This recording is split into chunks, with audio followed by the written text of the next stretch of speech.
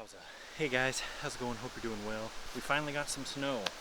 It is working towards the end of March, and we got a bunch of snow, but I'm not sure how long it'll stick around. So just try to get out and do some snowshoeing, and I wanted to do another kind of a trail tip, kind of a how to snowshoe, tips for snowshoeing type of thing. I've gone over these items in previous videos, and as you can see beside me, I'm standing near what would be considered a tree well. So I'm obviously on a hillside, and you can see where the snow was coming down. It's open past these trees, there's a clearing, and so the snow was all blowing in coming this side, and so it's a very noticeable divot. So this is obviously easy to avoid when you're snowshoeing. The hard ones are when the snow is up to the tree. You want to stay away from the trees, just like you would with downhill skiing or snowboarding, because you can fall down into where the snow isn't.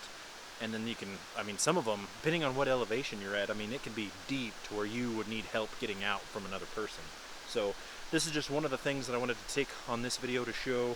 This one again is super noticeable, and actually it looks slightly trampled, like it might have been from like an animal or something like that. But this one's really noticeable, but it's also huge. It's probably 8 feet in diameter this way. It's obviously more narrow, it's kind of like an oval, but anyway, so that's this first example, and I'm going to show you guys a couple of the other ones.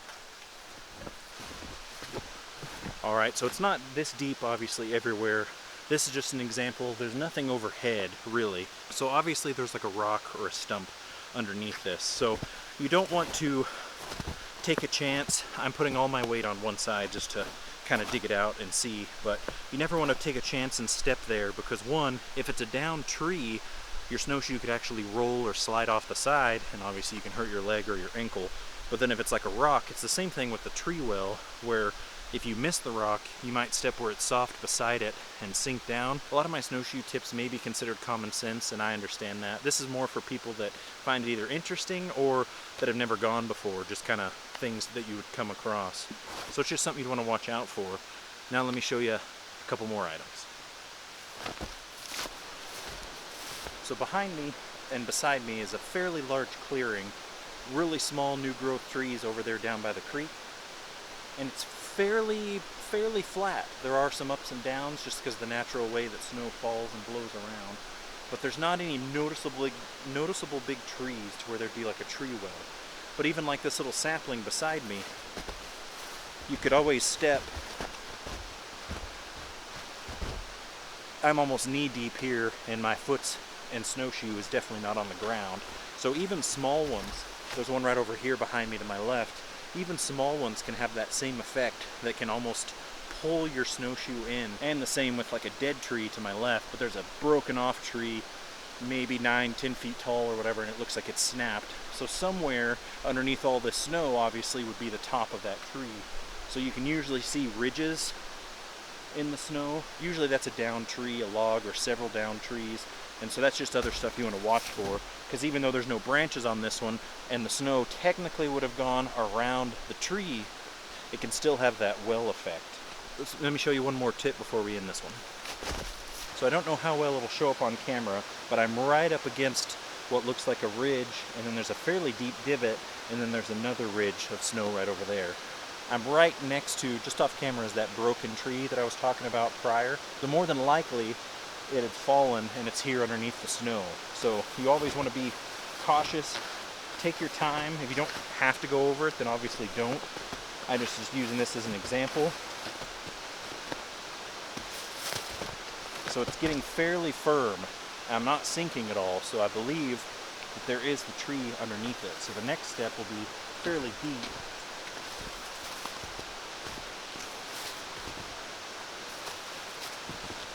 Yeah, it's much softer here. Now I'm in that deeper well between the two ridges. Snowshoeing's like most things. There's a couple things you want to watch for. You want to watch for your foot placement. You want to watch where you're going, and you want to watch for what's around you. If you're following a trail, a snowshoe trail, a set path, a path that you've gone before, so you've already set the tracks, you're more than likely in the clear on something like that, because you know what to expect, you know what's underneath, you know if you're going to be coming across anything. When you're going off trail, when you're cutting through brush, if you're going cross country, like is what I usually call it, even though there's not a thing as cross country snowshoeing, it's not on a trail, it's not on a path, so you have to watch for these things. You have to watch for the tree wells, you have to watch for the hidden rocks and down logs and the stumps, at least where I live. Those are the type of things where if you can watch out for those things, then you can enjoy yourself while you're out here, because if you're out there by yourself, like a lot of times like I am, you don't want to take that risk of coming down off of something and getting injured that way, or even just rolling your ankle to where it's super tender and you have to get all the way back out. It's not ideal. So it's really just common sense, guys. If you watch for these things, keep an eye out, watch where you're going, watch what you're doing. It can be an awesome day out like it is today. So we finally got some snow. I'm gonna keep enjoying it. Thank you guys so much for watching. If you like what you see, like and subscribe. Comment down below. We've got a lot of new people on the channel and I love hearing from you guys. Catch you guys on the next one. Get out there and explore.